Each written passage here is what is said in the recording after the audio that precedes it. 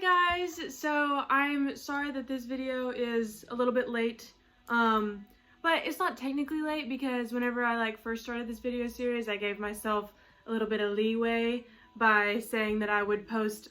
Hello, do you want to join the video? Come on. Say hi.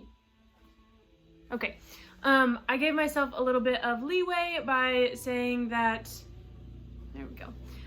By saying that I would post weekly. That didn't mean exactly to the day a week later. Yeah, in my head, it's not what it meant. So here I am posting weekly. But yeah, I think that I am gonna do maybe a Christmas giveaway. Are we interested in that? Just to get some more viewer interaction and, just to have some conversation actually and some interaction with the videos themselves. So if you'd be interested in a Christmas giveaway, let me know what you would like given away. Let me hear some ideas, throw them out, and just throw them in the comments, and we'll see what we can do. Okay. Today we are still obviously on The Importance of Being Earnest by Oscar Wilde. And we finish Act 2 today. Whoop whoop. So exciting. It's only a couple pages until we get to Act 3, so I guess let's go ahead and get started.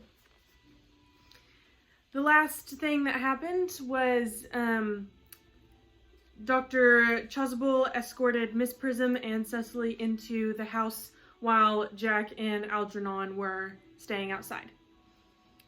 Jack: "Your bunburying has not been a great success after all, Algie. I don't think it is a good day for bunburying myself." "Oh, there are ups and downs in bunburying, just as there are in everything else. I'd be all right if you would let me have some lunch. The main thing is that I have seen Cecily, and she is a darling. You are not to talk of Miss Cardrew like that. I don't like it." "Well, I don't like your clothes. You look perfectly ridiculous in them. Why on earth don't you go up and change? It is perfectly childish to be in deep mourning for a man who is actually staying for a whole week with you in your house as a guest. I call it grotesque. You are certainly not staying with me for a whole week as a guest or anything else. You have got to leave by the 4:05 train." "I certainly won't leave you so long as you are in mourning. It would be most unfriendly. If I were in mourning, you would stay with me, I suppose. I should think it very unkind if you didn't." "Well, will you go if I change my clothes?" "Yes, if you are not too long. I never saw anybody take so long to dress and with such little result." "Well, at any rate, that is better than being always overdressed as you are." "If I am occasionally a little overdressed, I make up for it by always being immensely overeducated. Your vanity is ridiculous, your conduct an outrage, and your presence in my garden utterly absurd.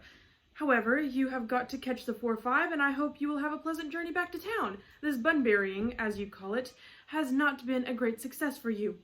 And he goes into the house. "I think it has been a great success. I'm in love with Cecily, and that is everything. It is all very well, but one can't bunbury when one is hungry. I think I'll join them at lunch," and goes towards the door. He's in love with Cecily. Enter Cecily. "I promised Uncle Jack that I wouldn't speak to you again unless you asked me a question. I can't understand why you don't ask me a question of some kind. I am afraid you are not quite so intellectual as I thought you were at first." "Cecily, mayn't I come to lunch? I wonder why you can't look me in the face I wonder how you can look me in the face after your conduct. I love looking you in the face.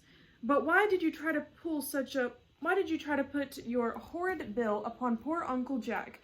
I think that was inexcusable of you." "I know it was, but the fact is I have a most wretched memory. I quite forgot I owed the Savory £762, 14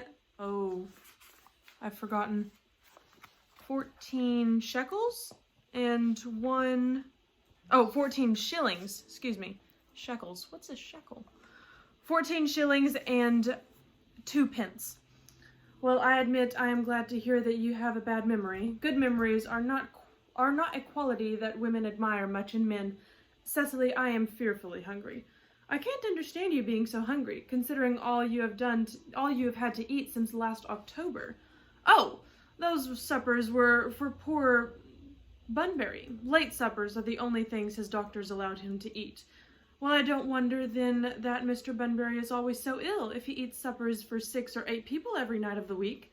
That is what I always tell him, but he seems to think his doctors know best. He is perfectly silly about doctors.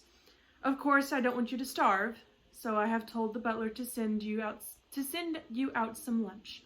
Cecily, what a perfect angel you are. May I not see you again before I go? Miss Prism and I will be here after lunch.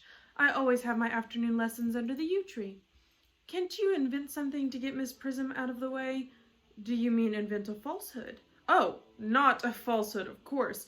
Simply something that is not quite true, but should be. I am afraid I couldn't possibly do that. I shouldn't know how. People never think of cultivating a young girl's imagination. It is the great defect of modern education. Of course, if you happen to mention that dear Dr. Chasuble was waiting somewhere to see Miss Prism, she would certainly go to meet him. She never likes to keep him waiting, and she has so few opportunities of doing so. What a capital suggestion! I didn't suggest anything, Cousin Ernest. Nothing would induce me to deceive Miss Prism in the smallest detail. I merely pointed out that if you adopted a certain line of conduct, a certain result would follow. Of course, I beg your pardon, Cousin Cicely. Then I shall come here at 3:30. I have something very serious to say to you. Serious? Yes, very serious. In that case, I think we had better meet in the house. I don't like talking seriously in the open air. It looks so artificial. Then where shall we meet? Enter Jack. The dog cart is at your door. You have to go. Your place is by Bunbury. Cecily! Don't you think, Cecily, that you had better return to Miss Prism and Dr. Chasuble? Yes, Uncle Jack. Goodbye, Cousin Ernest. I am afraid I shan't see you again, as I shall be doing my lessons with Miss Prism in the drawing room at 3:30. Goodbye, Cousin Cecily. You have been very kind to me. Cecily goes out. Now look here, Algy. You have got to go, and the sooner you go, the better. Bunbury is extremely ill, and your place is by his side. I can't go at the present moment.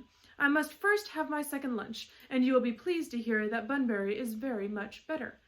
Well, you have to go at 3:50 at any rate. I ordered your things to be packed and the dog cart to come around. And that is the drop of Act 2. See, I told you it wasn't going to be very long. But then we have Act 3. I don't think that there's 4 acts in this one. Oh, there is. I am incorrect. And then, so we just have 2 more acts, and that's about this much to go. We've already read this much, guys. But, yeah, I think that we're doing pretty good. Like I said earlier, if you are interested in doing or being a part of the giveaway, then go ahead and drop a comment and say, you know, what you'd be interested in being given away. I mean, don't go crazy. I'm not, like, going to give a car or anything like that. Like, something chill. Something very chill. And then we'll see what happens next week. Okay? Thanks, guys.